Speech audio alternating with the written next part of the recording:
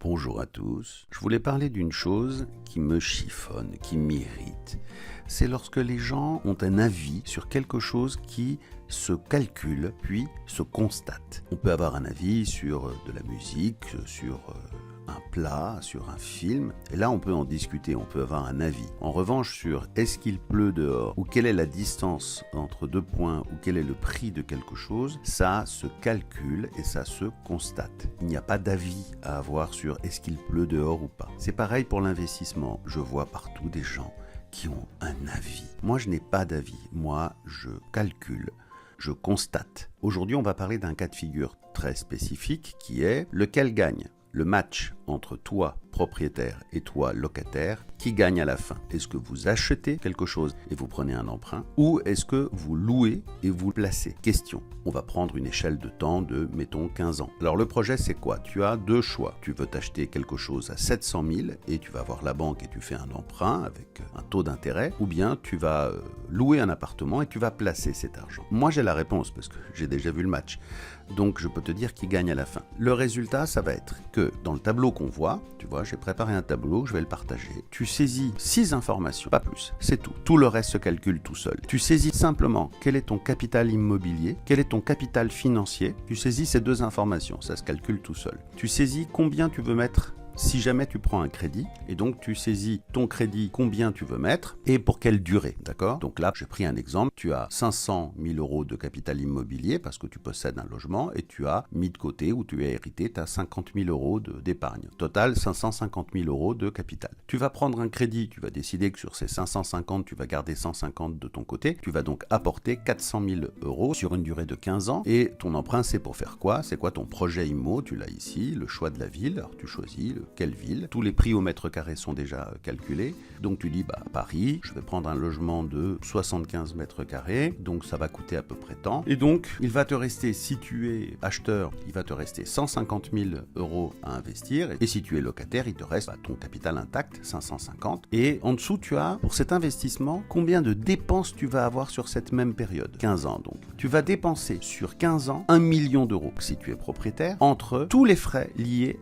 à la propriété. Il y a ton crédit, évidemment, et donc les intérêts que tu payes à la banque. Il y a plein de choses. Il y a la taxe foncière, il y a les travaux dans ton appartement, il y a les travaux de la copropriété, etc. Versus, envers, les frais que tu auras engagés en tant que locataire. En tant que locataire, toi, tu auras payé ton loyer. C'est tout. Les réparations, la taxe foncière, tout ça, c'est pas pour toi. Donc, il y en a un qui aura payé plus d'1 million d'euros et l'autre qui aura payé 650 000. Donc, les résultats, au final, eh bien, l'acheteur, il aura fait un bénéfice net de 700 000 euros. Le locataire qui aura placé cet argent, les 550 000 euros de départ, ils auront rapporté entre-temps sur 15 ans. Et lui, il aura fait un bénéfice de 860 000. Le capital net fiscal à l'arrivée, le propriétaire se retrouve à la tête d'un capital de 1,78 et le locataire se retrouve à la tête d'un capital d'1,5 million. Ça semble être moins bien, mais il faut bien regarder au-dessus. Le bénéfice, une fois les dépenses déduites, c'est comme une entreprise. Une entreprise peut avoir un très grand chiffre d'affaires, mais si elle n'a pas de marge, continuons. On va faire la conclusion après. Le cash flow mensuel. Le cash flow mensuel, c'est combien d'argent sort de ta poche chaque mois. Donc c'est le flux mensuel de liquide, le cash flow mensuel. Plus il est petit, mieux c'est, moins tu sors de ta poche. Le propriétaire, toutes ces dépenses, qui sont parfois annuelles, comme la taxe foncière, qui sont parfois décennales, comme des travaux dans l'appart, ou le ravalement, ou la toiture, etc., on les a mensualisées. Ça veut dire que le propriétaire, en fait, s'il devait sortir l'argent tous les mois, il a sorti 6 000 euros par mois de sa poche. Le locataire, pendant ce temps-là, comme on l'a vu, il avait un loyer, il paye son loyer, il sort 3 600 euros par mois, quasiment la moitié par mois. Et en dessous, un chiffre très important qu'on ne retrouve nulle part ailleurs et que j'ai inventé, qui est le ratio d'effort pour 10 000.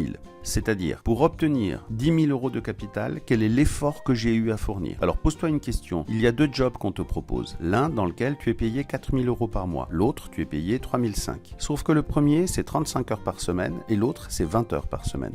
Lequel est le plus rentable? Évidemment, c'est la question centrale. C'est quel est l'effort que je dois fournir pour obtenir la même chose. Alors on voit bien que, oui, tu peux avoir un capital final légèrement plus grand. D'ailleurs, je te montre le graphique. On voit bien que le capital final est légèrement plus grand pour le propriétaire que pour le locataire. Mais le bénéfice final qu'on voit à gauche ici est plus important pour le locataire. On voit aussi que le cash flow mensuel est sans commune mesure, c'est quasiment le double. Le propriétaire, tous les mois, il dépense beaucoup plus d'argent et beaucoup plus d'emmerdes.